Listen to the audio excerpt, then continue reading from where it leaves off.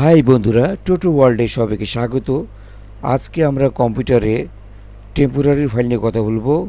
আমাদের কম্পিউটারে দৈনন্দিন ব্যবহারের ফলে নিয়মিত টেম্পোরারি ফাইল তৈরি হতে থাকে। এক সময় দেখা যায় যে টেম্পোরারি ফাইলের জন্য আমাদের সিস্টেম স্লো হয়ে যায়। তো আমরা যদি নিয়মিত এই টেম্পোরারি ফাইলগুলো রিমুভ করি তাহলে সিস্টেম স্লো হবে না। আজকে আমরা এই টেম্পোরারি ফাইলগুলো রিমুভ করার পদ্ধতি নিয়ে আলোচনা করব। টেম্পোরারি ফাইল রিমুভ করার জন্য আমরা শর্টকাট পদ্ধতিটি ব্যবহার করব।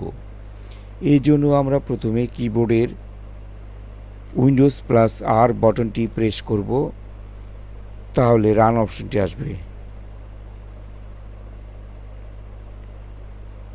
তারপর এখানে আমরা লিখব টেম্প, TEMP, তারপর ওকে করে দেব। এখানে প্রচুর টেম্পোরারি ফাইল দেখতে পাবেন, কিন্তু আমার এখানে অল্প সংখ্যক আছে, কারণ কিছুক্ষণ আগেই আমি এটা ট্রাই করেছি। আপনাদের অনেক ফাইল থাকবে।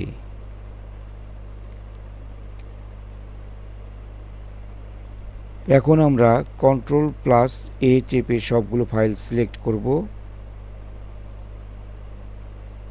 তারপর Shift+Del চেপে সবগুলো ফাইল ডিলিট করে দেব।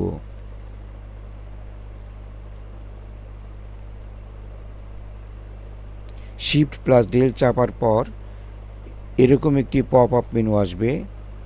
এখানে আমরা ইয়েস বাটন ক্লিক করব, তাহলে আমাদের টেম্পোরারি ফাইল রিমুভ করা হয়ে গেল। এরপর আবার আমরা কিবোর্ডের উইন্ডোজ+R চেপে রান অপশনটি চালু করব।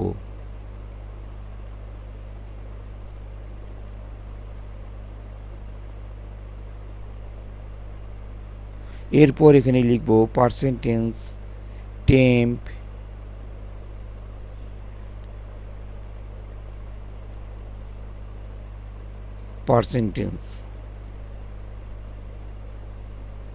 তারপর ওকে দিয়ে ক্লিক করব।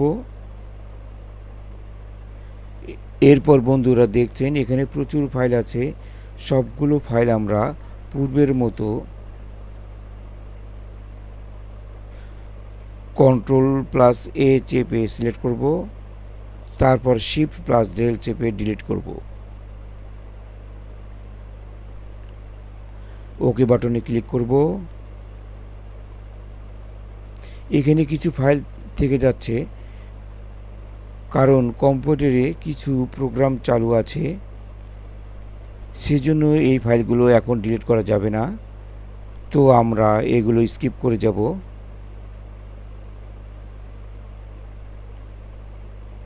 ওকে, ডান।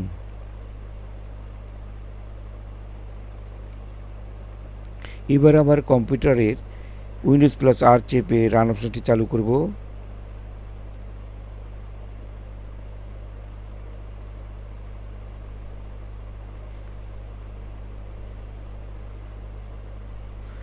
তারপর এখানে লিখব প্রিফেচ, PREFETCH, প্রিফেচ। তারপর ওকে বাটনে ক্লিক করব।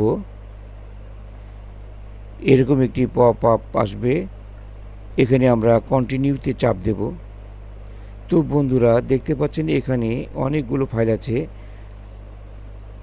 আমরা পূর্বের মতো Ctrl+A চেপে সবগুলো ফাইল সিলেক্ট করব, তারপরে Shift+Del চেপে সবগুলো ডিলিট করে দেব। এখানে ইয়েস ক্লিক করব,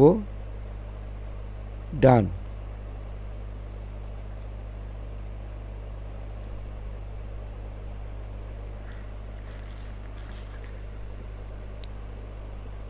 বন্ধুরা আমি এতক্ষণ যে কাজগুলো করলাম, এই কাজগুলো যদি আপনারা মাঝে মধ্যেই করেন তাহলে আপনাদের কম্পিউটার কখনোই স্লো হবে না এবং আপনার কম্পিউটারটি রকেট গতিতে চলতে থাকবে। তো আজ এই পর্যন্তই। আশা করছি টিউটোরিয়ালটি কাজে লাগবে।